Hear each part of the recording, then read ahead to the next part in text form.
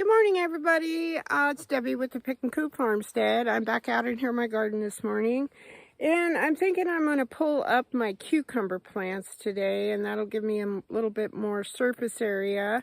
And then we're going to water in our little seeds that we planted and see if there's been any progress since yesterday. So come along.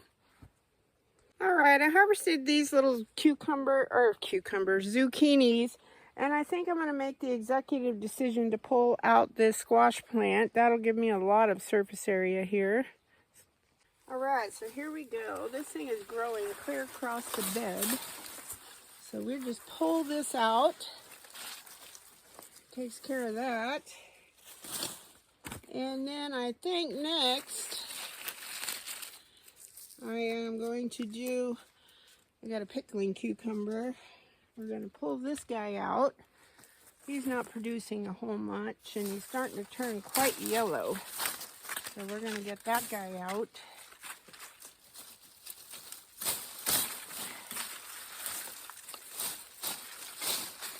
Goodness gracious, he's just traveled everywhere, didn't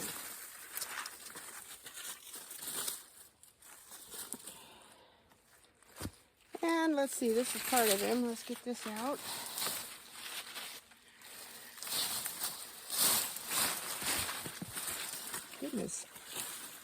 Goodness. Uh-oh. I kind of destroyed this guy. I'll weave him back through.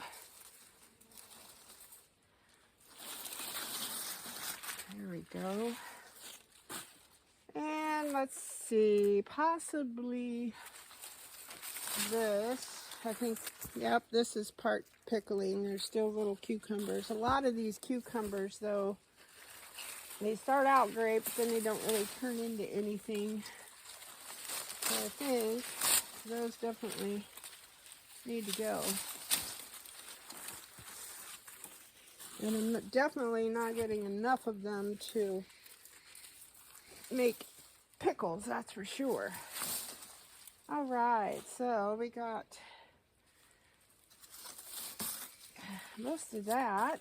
And then I think I'll go from the other side and get the rest of this, and then I'll show you what our bed looks like. Right down in here, I took out all the squash and cucumbers out of this bed. The only thing that remains is one zinnia and I think one tomato plant. That's it.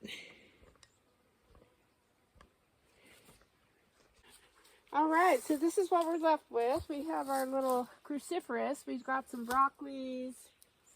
Let's see, broccoli, and one lone little cauliflower.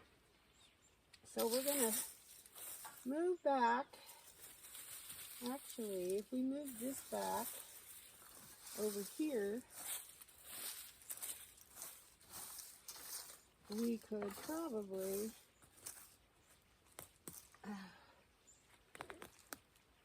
don't really have anything climbing, I don't think, in my, I don't think I want to plant any more peas, but you know what? I think I might plant some more mustard. That we can add to our salads. It's a great wrap, like lettuce, use it for lettuce wraps. So I think what I'll do is we'll keep this up against the tomato. I'm not ready to pull my tomatoes out yet. Turn up the soil a little bit.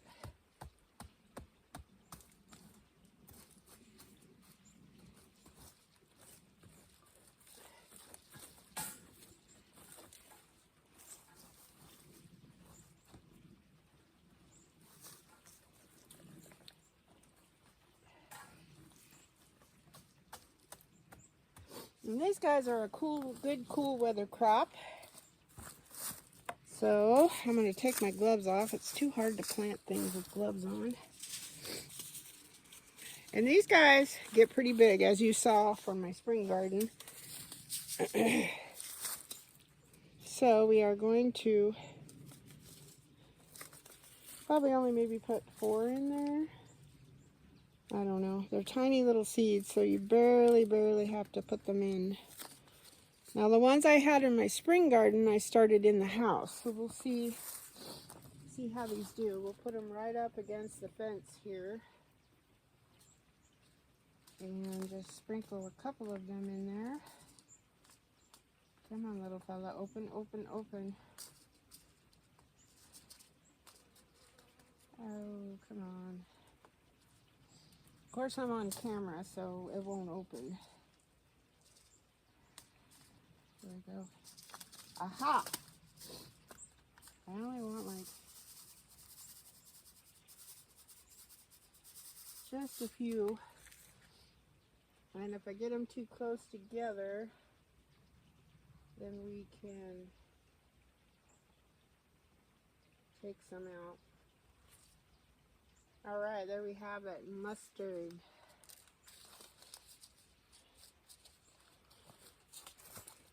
Put a name tag in there, and there we go. All right, so next to the mustard, I think what I want to do, I gotta be careful with this little broccoli, is I want to put some more garlic in. Where's my little, here it is, a little rakey thingy.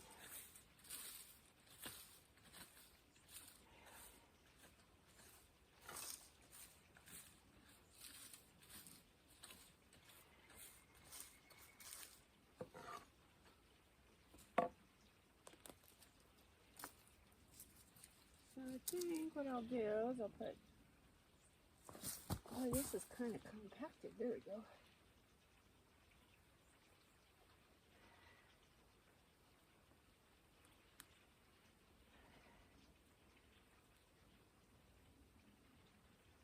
I don't want to get them too close to my mustard. I was going to do my little staggering thing, but I chose just not to, because I don't know if they'll get as big in the cooler weather or not. So what we're going to do, these are all little guys. I'm trying to get the bigger cloves. You always want to try to plant the bigger cloves if you guys have not planted garlic before. Pointy side up.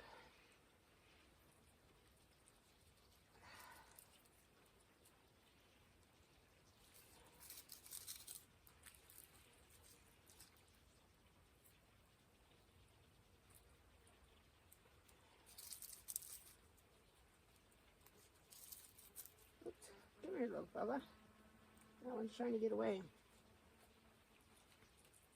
I see a lot of roly-polies or sow bugs, whatever you want to call them, in here, and I'm hoping whatever was in my other bed, my first bed of carrots that I planted, it ate every single carrot seedling, which was a huge bummer. So hopefully my second wave of carrots will do better.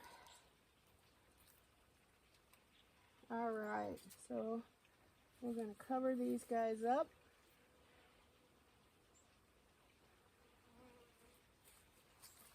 And we're going to put a little name tag in there. So I think that's all the garlic I'm going to plant this year. I do see a little bit of pest pressure. There's a few of these little cruciferous because it's still pretty warm out. But I could not plant any later because it gets too cold here.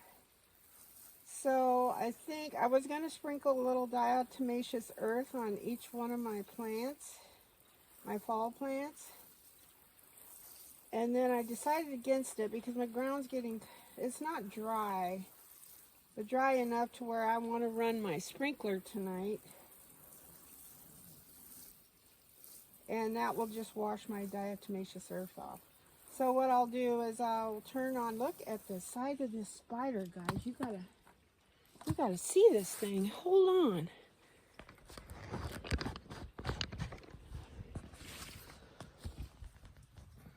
Oh, hold on.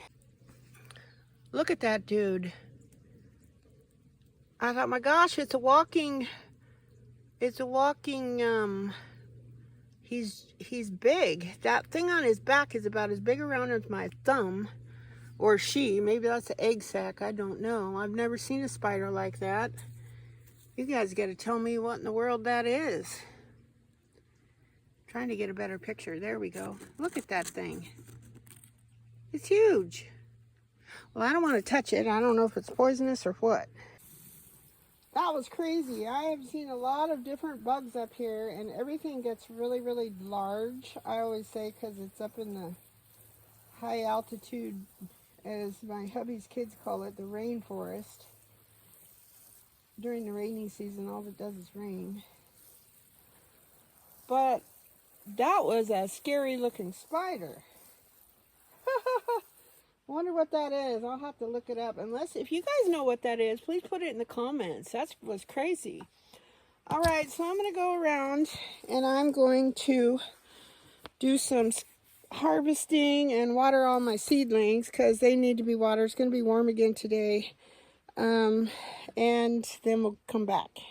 All right, this is my T-post sprinkler. I bought specifically 2 of them, actual T-post sprinklers, and they both failed. So what I did is I buy these little 2 packages of these little, they're like Rainbird. I don't even know who makes them. I'm looking for the maker.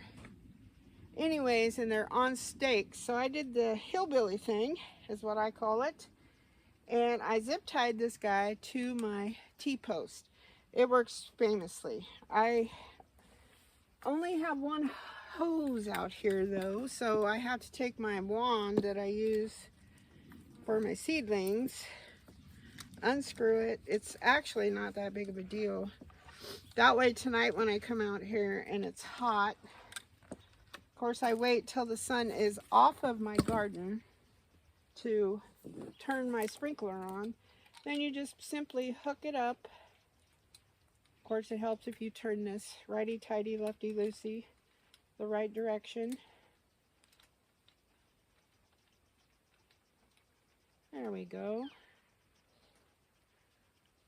And try not to mess with this because sometimes they're a pain to get them how you want them. And this covers the whole garden area. Is it going to sprinkle my diatomaceous earth that I put on there the other day in my old cruciferous bed? Yes. But tomorrow I'm going to come out here. Depends on how wet it is because I like to let this run all night long. I'm going to go ahead and sprinkle some more. So that's about all I have for you today. The radishes look pretty much the same. They're getting a little taller.